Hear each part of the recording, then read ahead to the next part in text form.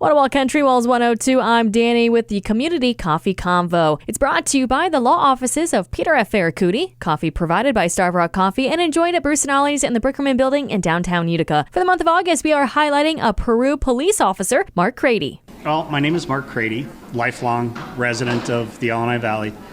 Grew up in LaSalle, went to St. Pete Academy, IVCC, and then started actually as a volunteer on the ambulance service when I was 18 years old. So that kind of started my life of community service. Yeah. So became an EMT and did that for about 10 years. When I was still living in LaSalle, I joined the LaSalle Fire Department. I was on the LaSalle Fire Department for 5 years. Ran in and out of burning buildings when everybody else was running out. And then I decided I wanted to become a police officer. I just wanted to be able to do more than what I was doing. So I took a test for Peru and I got hired back in 1997. So this September, actually, I have 25 years complete with the city of Peru as a police officer.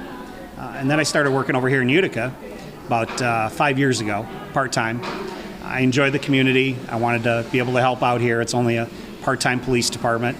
Make a little bit extra money, for when I go north fishing. And so then I've been doing that for 5 years. So, all in all, I've got quite a while of community service. I taught CPR for over 30 years through the Illinois Valley Crime Prevention Commission, and then just enjoy being able to be out there and make a difference.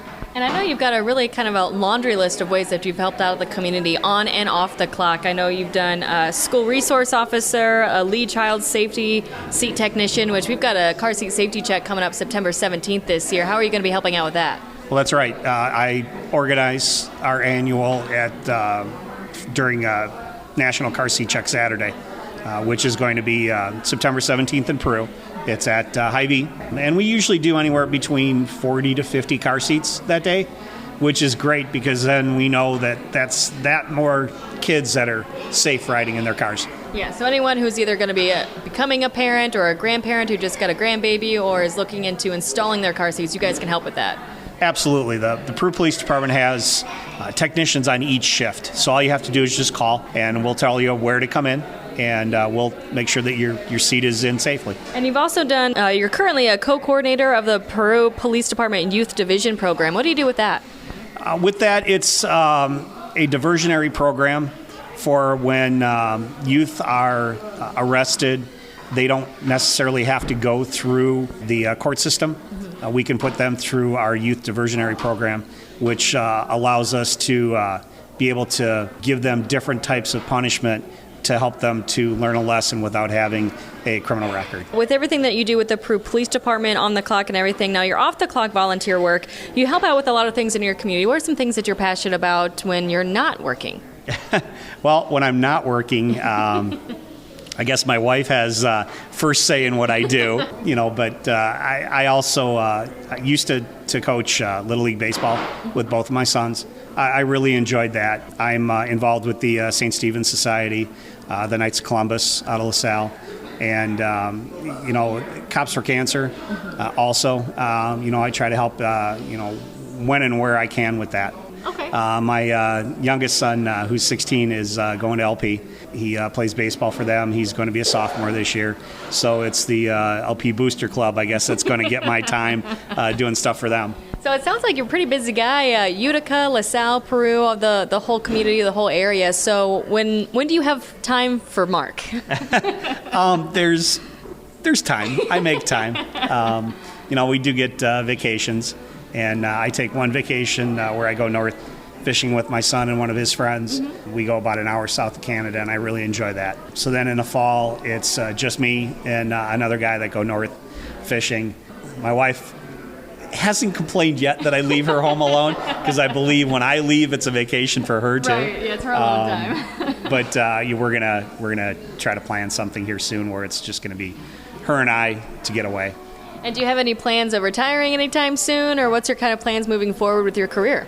I'm looking forward to retirement in probably 5 years. Mm-hmm. I'll be a 30-year veteran then with the Peru Police Department, and I'll be 61 years old then. I'm 55 now. So that'll be a perfect time for me to retire and to be able to maybe move on with doing something else. And with the Peru Police Department, what's a story that kind of stands out for you over the years that has really impacted your work or kind of your outlook on the community?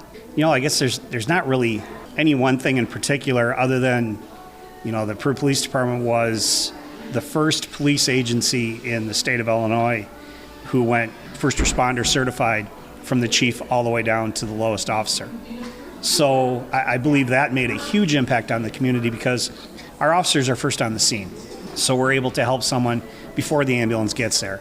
I can't, take full credit myself, but, there has been wonderful officers that have been with me when we've had saves with our AEDs and with our first responder equipment, as well as other officers, on the department itself that have done the same thing to where I feel that is a huge, huge plus for the community.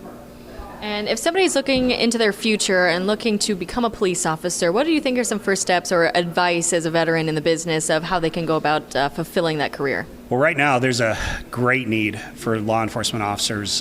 Departments are really starting to hurt because a lot of guys are retiring.